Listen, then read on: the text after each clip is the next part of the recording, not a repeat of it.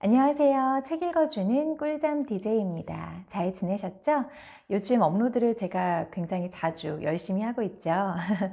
오히려 시간이 많았을 때는 이렇게 열심히 자주자주 업로드를 하지 못했었는데, 사실 제가 요즘에 새로 시작하는 공부가 있고 시험이 있고 그래서 좀 굉장히 많이 바빠졌어요. 그래서 시간이 좀 짬이 날 때 주어진 시간들을 좀 경제적으로 쓰지 않으면 제가 해야 하는 일들을 다 못하게 되겠더라고요. 그래서 오히려 시간이 널널했을 때보다 요즘 더 시간을 쪼개서 좀 바쁘게 지내고 있는 것 같아요. 그래서 오늘도 지금 잠깐 짬이 나서 빨리 업로드 한번 해드려야 되겠다라고 생각을 해서 지금 자리를 잡고 앉았습니다.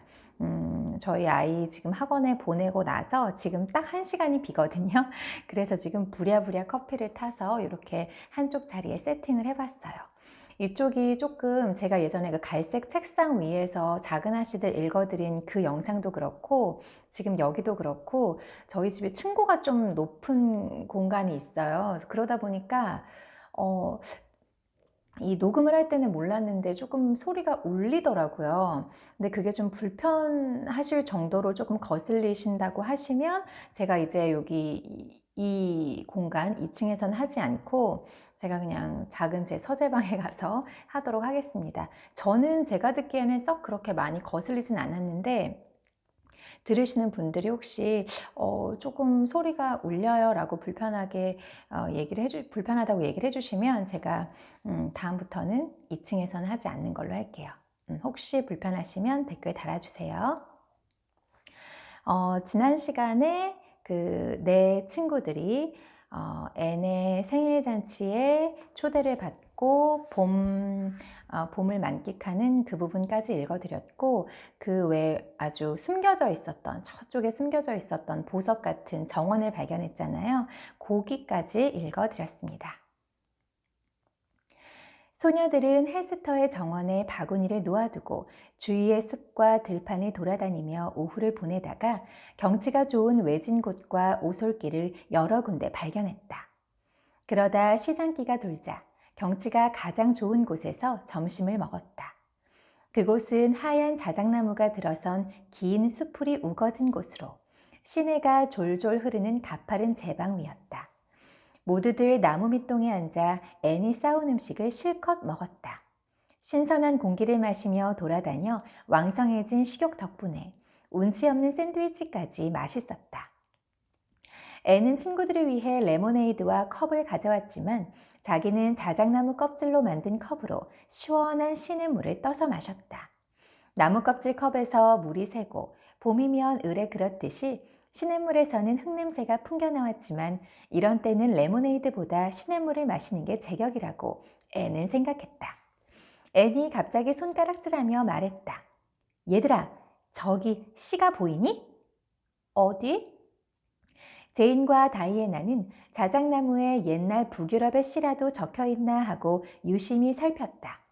저기, 저 아래 시냇물이 찰랑찰랑 잔물결을 일으키며 이끼 낀 푸른 통나무 위로 흘러가고 한 줄기 햇살이 통나무를 비껴 깊은 물속으로 떨어지는 모습 말이야. 아, 정말 이렇게 아름다운 시는 본 적이 없어. 한 폭의 그림이라고 해야 되지 않을까? 시는 행과 연으로 되어 있잖아. 제인의 말에 앤은 벚꽃 화관을 쓴 머리를 단호하게 흔들었다. 아이 참, 아니야. 행과 연은 씨가 걸친 의상에 불과해. 제인, 네 옷에 달린 주름장식이 너 자신이 아닌 것과 마찬가지지. 진정한 시는 행과 연에 깃든 영혼이고 그 아름다운 단편들이 바로 아직 쓰이지 않은 시의 영혼이야. 영혼이 깃든 시를 보는 건 흔한 일이 아니야. 프리실라가 꿈꾸듯 말했다. 인간의 영혼은 어떻게 생겼을까? 앤이 자작나무 사이로 흘러들어가는 눈부신 햇살을 가리키며 대답했다. 저것처럼 생겼을 거야. 물론 형태만 그렇지. 난 영혼이 빛으로 이루어져 있다고 상상하는 게 좋아. 어떤 영혼은 파르르 떨리는 장밋빛 방울들이 아른거리고 어떤 것은 바다를 비추는 달빛처럼 은은하게 빛나고 어떤 것은 새벽 안개처럼 어슴푸레하게 비쳐 보일 거야. 프리실라가 말했다. 어느 책에선가 영혼은 꽃과 같다고 했어. 앤이 말했다. 그럼 네 영혼은 황금빛 수선하고 다이애나의 영혼은 붉은 장미야.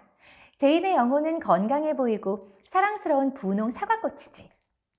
그리고 앤의 영혼은 한가운데 자줏빛 줄무늬가 있는 하얀 제비꽃이야.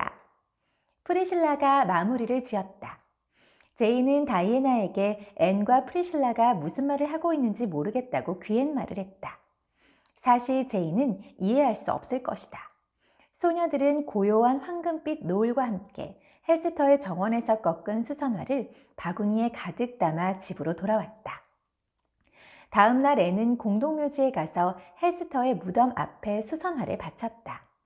전나무 숲에서 울새가 음유 시인처럼 노래하고 늪지대에서는 개구리가 울어댔다. 둔덕 사이에 있는 웅덩이마다 노랑과 에메랄드 빛이 넘치고 있었다. 다이애나는 출발할 때는 아무 기대도 하지 않았다는 듯 말했다. 아, 오늘 너무 즐거웠어. 프리실라가 말했다. 그래, 정말 멋진 날이었어. 제인도 한마디 했다. 숲은 너무너무 좋은 곳이야. 앤은 아무 말도 하지 않고 멀리 서쪽 하늘을 바라보며 헤스터 그레이를 생각했다. 이렇게 해서 헤스터의 정원을 발견한 챕터는 끝이 났습니다. 그 다음은 14 위험을 모면하다 입니다. 오늘 오랜만에 영상 업로드하려고 오랜만에 웨지우드 한번 꺼내봤어요. 사실 이거는 잘 안 쓰는 잔인데 처음에 샀을 때는 정말 열심히 썼는데 요즘에는 캐주얼한 잔들이 좀 많이 손이 가더라고요. 14 위험을 모면하다 읽어드릴게요. 앤은 어느 금요일 저녁 우체국에 갔다 오는 길에 린드 부인을 만났다. 린드 부인은 여전히 교회와 나란 일 등 온갖 세상 일에 대한 걱정거리로 골머리를 썩이고 있었다. 린드 부인이 말했다. 방금 티머시 코튼네에 가서 앨리스 루이스가 며칠 동안만 날 도와줄 수 있는지 알아보고 오는 길이란다. 지난주에도 그 여자에게 일을 시켰거든. 앨리스가 느려 터지긴 해도 아무도 없는 것보다는 나으니까. 근데 앨리스가 아파서 못 온다는구나. 티머시도 앉아서 기침을 해대며 투덜투덜 불평을 늘어놓고 있더라고. 티머시는 10년 전부터 아파서 오늘 내일 했는데 앞으로도 10년은 더 그럴 것 같아. 그런 사람들은 죽을 수도 없고 뭔가를 끝낼 수도 없어. 그들은 무슨 일이든 끝까지 버텨낼 만한 끈기가 없으니까. 심지어 아픈 것조차 그것을 끝내기에 충분할 만큼 오랫동안 참아내지를 못한다니까. 정말 대책 없는 게으른 집안이라 앞으로 어찌 될지 모르겠어. 어쩌면 신의 섭리인지도 모르지. 린드 부인은 신의 섭리에 그런 것까지 포함되는지 의심스럽다는 듯이 한숨을 쉬었다. 마릴라가 화요일에는 눈 때문에 다시 병원에 갔다면서? 의사가 뭐래? 앤이 밝게 대답했다. 의사 선생님은 매우 다행이라고 하셨어요. 눈이 많이 나아져서 이제 시력을 잃어버릴 위험은 없대요. 그래도 책을 많이 보거나 꼼꼼하게 손으로 하는 일은 못하신대요. 자선 바자회 준비는 잘 돼가요? 부녀 봉사회에서는 바자회와 저녁 식사를 준비하고 있었고 린드 부인은 그 일의 책임자이자 간판 인물이었다. 아주 잘 되고 있어. 그러니까 생각나네. 앨런 부인이 옛날식 부엌 같은 노점을 차려서 구운 콩이랑 도넛, 파이 같은 것들을 저녁 식사로 내놓으면 멋질 거라고 하더라. 그래서 우린 여기저기서 구식 물건들을 모으고 있어. 사이먼 플래처 부인은 자기 어머니가 쓰던 양탄자를 빌려준댔고 레비 볼타 부인은 낡은 의자를, 메리쇼 아주머니는 찬장을 빌려주기로 했어. 마릴라가 노쇠 촛대를 빌려줄 수 있을까? 또 될 수 있는 대로 접시도 많이 필요해. 앨런 부인은 구할 수만 있다면 진짜 푸른색 버드나무 접시를 쓰겠다는데 아무도 그런 접시가 없나 봐. 누구한테 있는지 아니?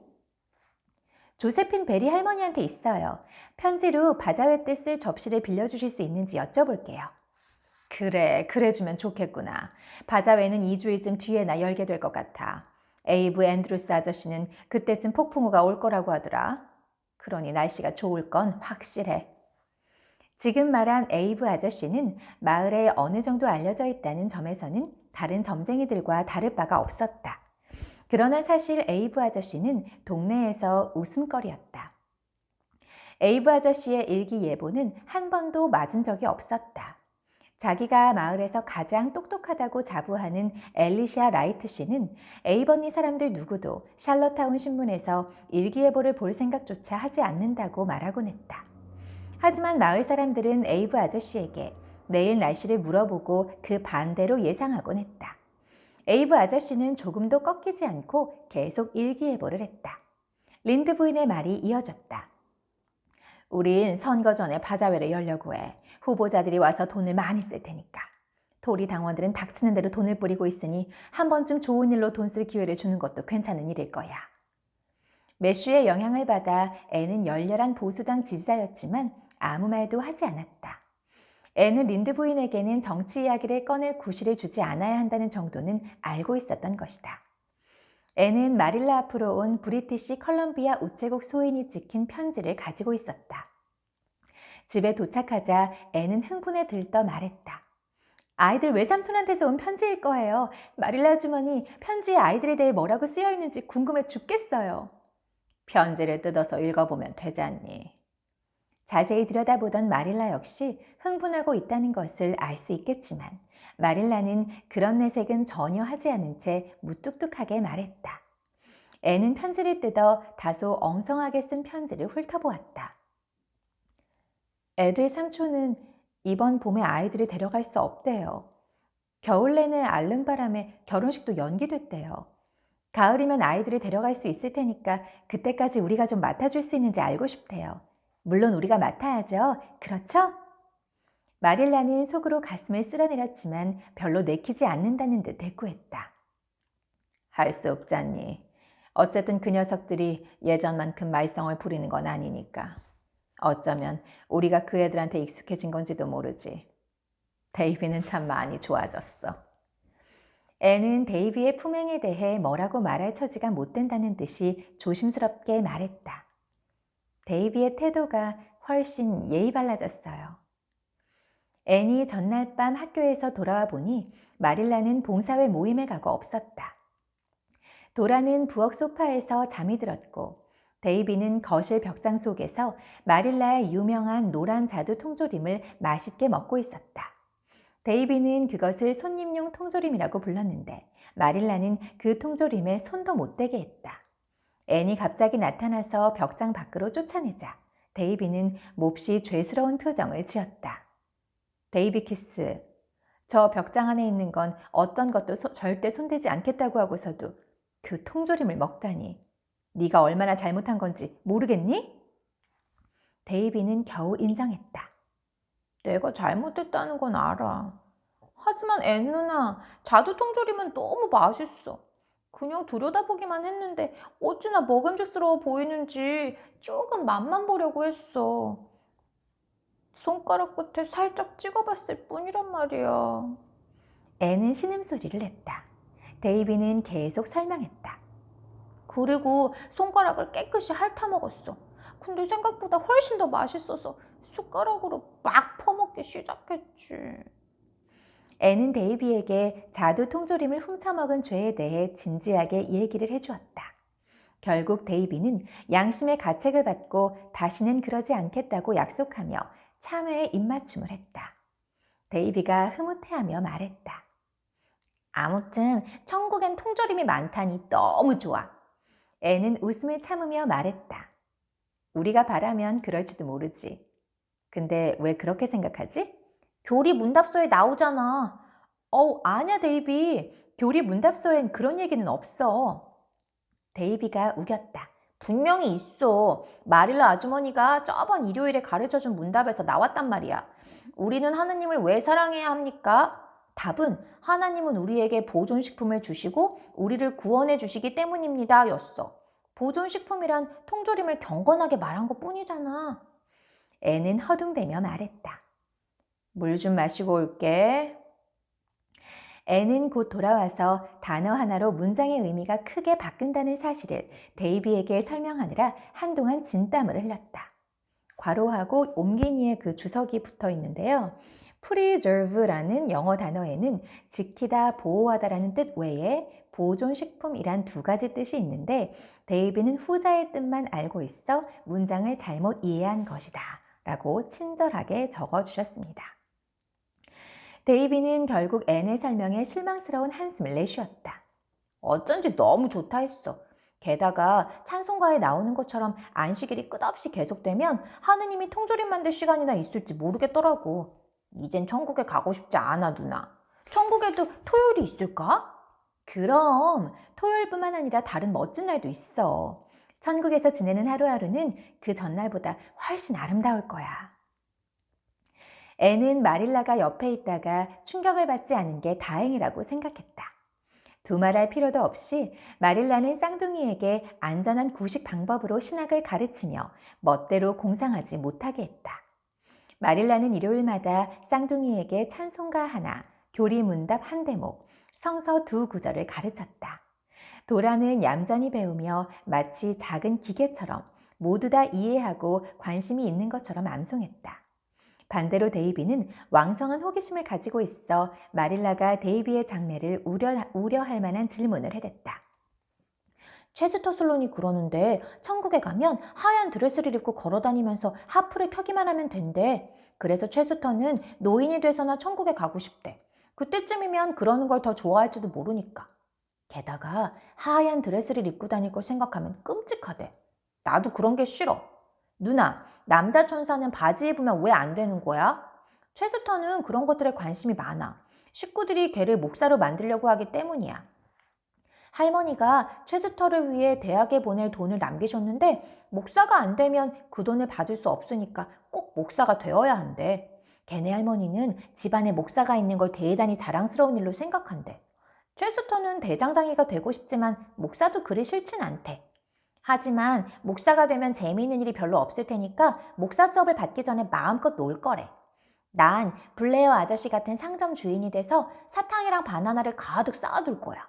그렇지만 하프 대신 하모니카를 불어도 된다면 누나가 말한 천국에 가는 게 더 좋아. 천사들이 허락해 줄까? 그럼 네가 바란다면 그렇게 해줄 거야. 이것이 앤이 자신 있게 대답할 수 있는 전부였다. 그날 저녁 하먼 앤드루스 씨 집에서 에이번리 지역 개선 협회 모임이 열렸는데 중요한 문제를 의논할 예정이어서 모두 빠짐없이 참석해달라고 요청했다. 지역 개선협회는 사업이 잘 되어 이미 대단한 일들을 이루었다. 초봄에 메이저 스펜서 씨는 약속대로 자기 농장 앞의 모든 길에 나무 그루터기를 파내고 땅을 골라 거기에 씨를 뿌렸다. 또 다른 남자들 12명도 마찬가지였다. 어떤 사람은 스펜서 씨보다 잘해보려고, 또 어떤 사람들은 아내의 성화에 못 이겨 스펜서 씨를 따라했다. 그 결과 눈에 거슬리는 덤불과 잡목만 무성하던 곳에 부드러운 잔디밭이 길게 쭉 뻗었다. 앞길에 잔디를 깔지 않은 농장들은 그와 대조적으로 무척 흉해 보여서 그 농장 주인들은 속으로 부끄러워하며 다음해 봄에 무슨 일을 하는지 보라고 벼르고 있었다. 교차로에 있는 삼각 구획지도 정리되어 씨가 뿌려졌고 다행히 소가 짓밟지 않은 앤의 제라늄 화단이 그 가운데에 놓였다. 레비 볼터 씨같이 자기네 앞 농장에 있는 낡은 집을 헐라고 개선협회에서 아무리 구슬리고 설득해도 그런 일에 끼어들고 싶지 않다고 퉁명스럽게 말하는 사람도 있었지만 대체로 개선론자들은 일이 훌륭하게 진척되고 있다고 생각했다. 이번 특별 모임에서는 운동장 주위에 울타리를 세우자는 학교 운영위원회에 제출할 진정서를 작성하기로 했다. 그리고 협회 기금에 여유가 생기면 교회 주변에 관상용 나무를 심을 것도 의논하기로 했다. 앤의 말대로 회관이 계속 파란색인 한 다시 기부금 모음을 시작해도 소용이 없었기 때문이었다. 회원들은 앤드루스 씨네 응접실에 모였다. 제이는 교회에 심을 나무의 가격을 알아내서 보고할 위원을 임명하자는 제안을 하려고 일어섰다. 그런데 그때 거티파이가 앞머리를 있는 대로 높이 올리고 주름 장식이 잔뜩 달린 옷자락을 끌며 들어왔다. 거티는 항상 늦게 나타나곤 해서 심통 사나운 사람들은 그것을 남의 눈을 끌려는 수작이라고 했다. 이번 거티의 출연은 확실히 인상적이었다. 거티는 극적으로 마루 한가운데에 우뚝 서더니 손을 쳐들고 눈을 두리번거리며 외쳐댔다. 기가 막힌 소식을 들었어요. 주드슨 파커 씨가 자기 농장 길가에 있는 담장을 제약회사에서 광고를 그리는데 빌려주겠답니다. 다들 어떻게 생각하세요? 거티파이는 바라던 대로 난생 처음 대단한 화제를 몰고 왔다. 거티가 희희낙낙하고 있는 개선론자들에게 폭탄을 던졌다 해도 그런 파란은 일으키지 못했을 것이다. 그럴 리가 없어. 앤이 딱 잘라 말했다. 그래도 거티는 신이 나서 말했다. 내가 처음 듣고 말하는 거라니까. 주드슨 파커 씨가 그럴 사람이 아니라고 나도 그랬어.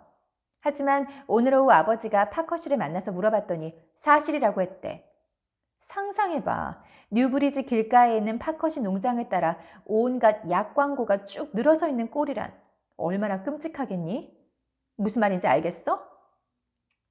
개선론자들은 너무나 잘 알고 있었다. 아무리 상상력이 없는 사람이라도 800m 정도나 되는 담장을 따라 약 광고가 그려져 있는 모습이란 무척 해괴해 보일 거라는 것은 상상할 수 있었다. 이 새로운 위험 때문에 교회니 학교 운동장이니 하는 문제들은 모두 사라져버렸다.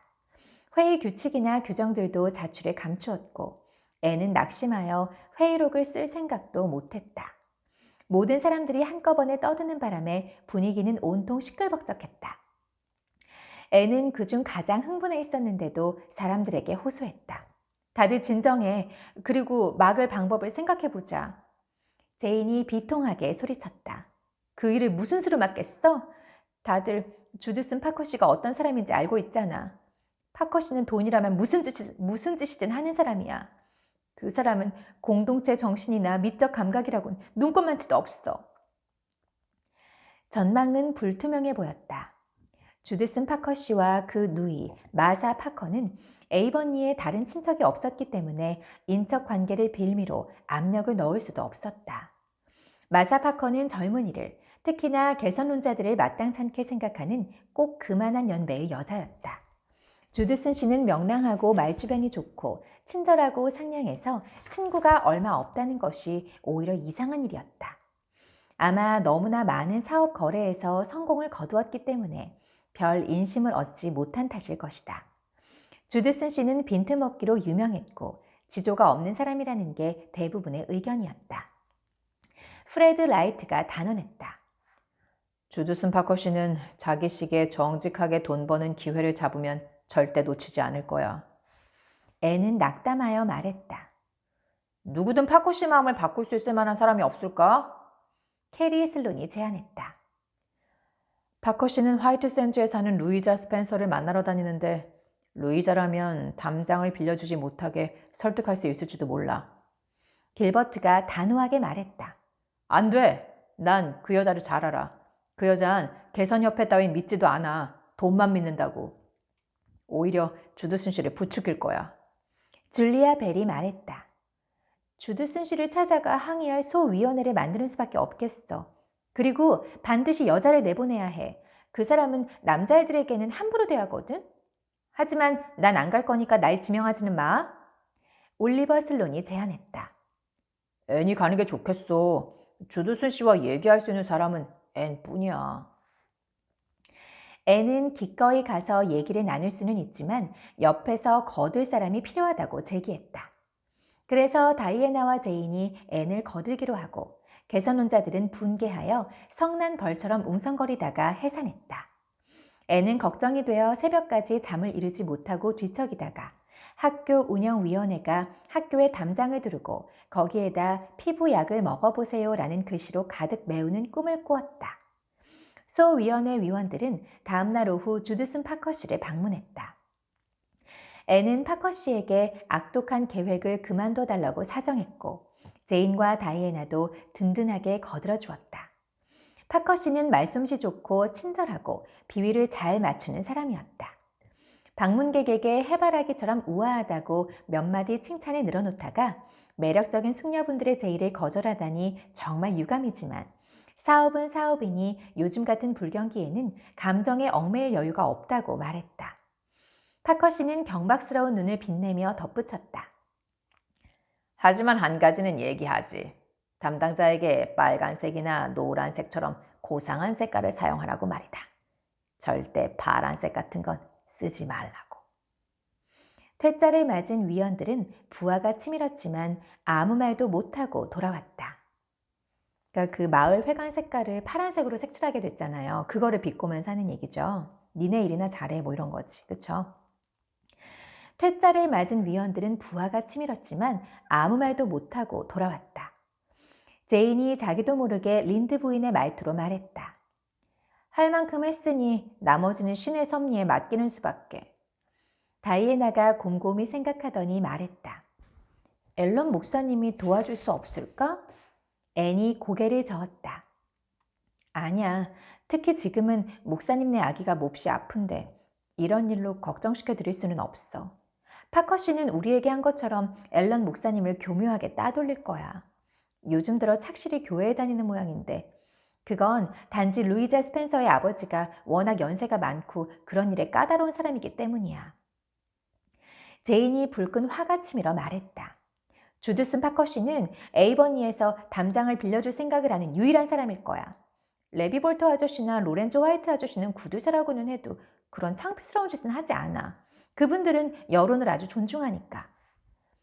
그 사실이 알려지자 주드슨 파커 씨에 대한 여론은 확실히 나빠졌지만 그렇다 해도 실제 일에는 아무런 도움도 주지 못했다. 파커 씨는 혼자 낄낄거리며 무시했고 개선론자들은 뉴브리지에서 가장 아름다운 길이 광고 때문에 꼴사나운 거리가 되리라는 사실을 담담하게 받아들이려고 애썼다. 그러던 참에 그 다음 모임에서 회장이 소위원회 보고를 요구하자 앤은 조용히 일어났다. 그리고 앤은 주드슨 파커 씨가 제약회사에 농장 담장을 빌려주지 않겠다고 개선협회에 전해달라고 자기에게 알려왔음을 발표했다.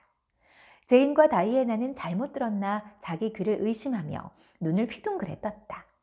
하지만 개선협회에서 엄격하게 시행되는 회의 예절 때문에 궁금해도 그 당장 물어볼 수가 없었다. 회의가 끝나자 사람들이 설명을 들으려고 앤을 애워쌌다. 앤은 설명해 줄 말이 없었다.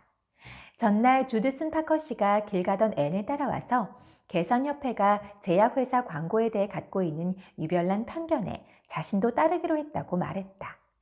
그 당시나 그 후로는 앤은 더 이상 자세히 말하려 하지 않았다.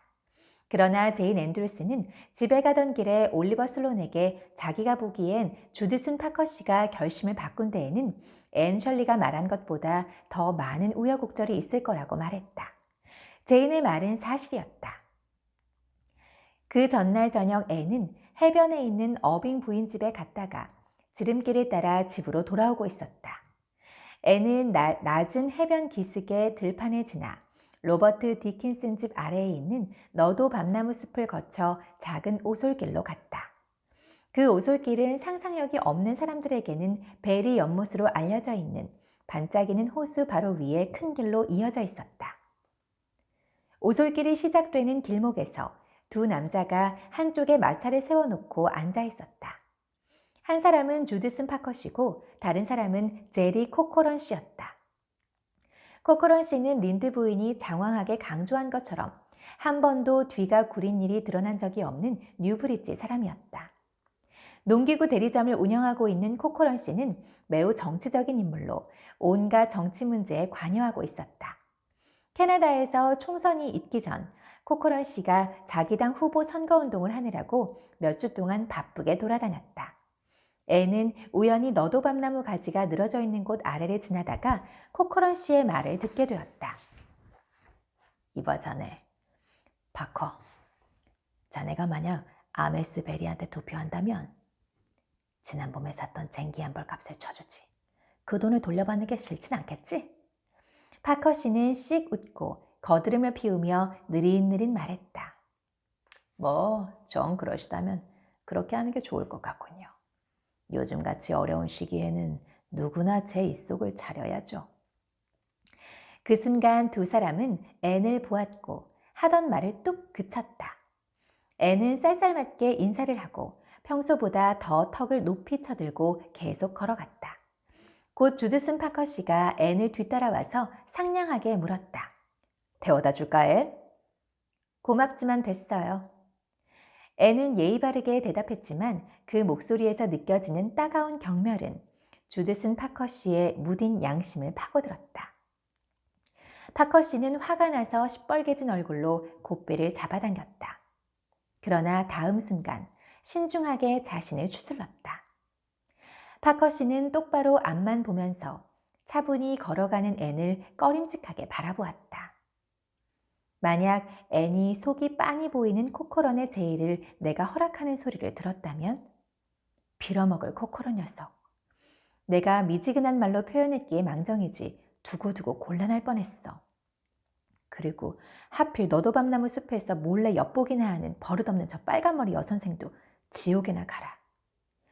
주드슨 파커 씨는 속담에도 있듯이 앤을 자기 잣대로 판단하고 정직하지 못한 사람들이 흔히 그렇듯이 자기 꾀에 넘어가 앤이 여기저기 떠벌리고 다닐 거라고 지레 짐작했다. 파커 씨는 여태껏 그래왔듯이 마을 사람들의 평판에 대해서는 그다지 신경 쓰지 않았지만 뇌물을 받아먹었다고 알려지는 것은 불쾌한 일이었다. 게다가 그 소문이 아이작 스펜서의 귀에까지 들어간다면 부유한 농부의 상속녀로서 안락한 미래가 보장되어 있는 루이자 스펜서와 결혼할 희망은 영영 사라질 것이다. 파커 씨는 스펜서 씨가 자기를 미심쩍어 한다는 사실을 알고 있었기 때문에 모험을 할 생각은 없었다. 그러니까 앤, 요전에 우리가 의논했던 문제로 좀 만나려던 참이었어. 제약회사에 담장을 빌려주지 않기로 했거든. 너희들 같은 뜻을 가진 그런 단체는 미뤄줘야 돼. 앤은 다소 마음이 누그러져서 대꾸했다. 고마워요. 그리고 제리와 나 사이에 있었던 하찮은 대화 따윈 들먹일 필요가 없겠지. 앤은 차갑게 쏘아붙였다. 어떤 경우든 그런 일을 입에 담을 생각은 전혀 없어요. 앤은 자기 투표권을 팔아먹으려는 사내와 부끄럽게 흥정을 하느니 에이버니의 모든 담장이 광고로 뒤덮이는 걸 보는 게 더 낫겠다고 생각했다. 파커 씨는 서로를 깨끗하게 이해했다고 생각하고는 맞장구를 쳤다. 바로 그거야. 그래야지. 난 네가 말하지 않을 거라고 생각했어. 물론 난 제리를 속이고 있었던 거지. 제리는 자기가 굉장히 영리하고 똑똑한 줄 알아. 하지만 난 아메스베리한테 표를 던질 생각은 없어. 선거가 끝나면 알게 되겠지만 난 늘 해오던 대로 그랜트를 찍을 거야. 난 그저 제리의 뜻이 분명한지 떠본 것뿐이야. 담장에 대해선 걱정하지 마라. 개선혼자들에게 그렇게 말해줘. 앤은 그날 밤 집에 돌아와 거울에 비친 자신을 들여다보며 중얼거렸다. 하나의 세상을 이루기 위해선 별별 사람이 다 필요하다고 들었지만 그래도 쓸모없는 사람이 있는 것 같아. 어쨌든 영혼을 더럽히는 일은 입에 담지 않을 거야. 그래야 내 양심이 떳떳하니까. 이번 일은 누구에게 감사하고 무엇을 감사해야 하는 건지 정말 모르겠어. 난 아무런 노력도 하지 않았으니까. 그리고 주드슨 파커나 제리 코커런이 지지하는 그런 정치가들이 활동하는 게 신의 섭리라고는 생각되지 않아. 네. 이번 영상에서는 여기까지 읽어드릴게요. 너무 길면은 또 들으시기가 힘드시니까, 그쵸? 재밌게 들어주셨으면 감사하겠습니다. 이어서 15, 방학이 시작되다.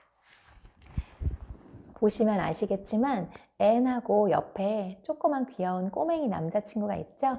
누군지 궁금하시죠? 그러면 다음 영상도 들어주세요. 감사합니다.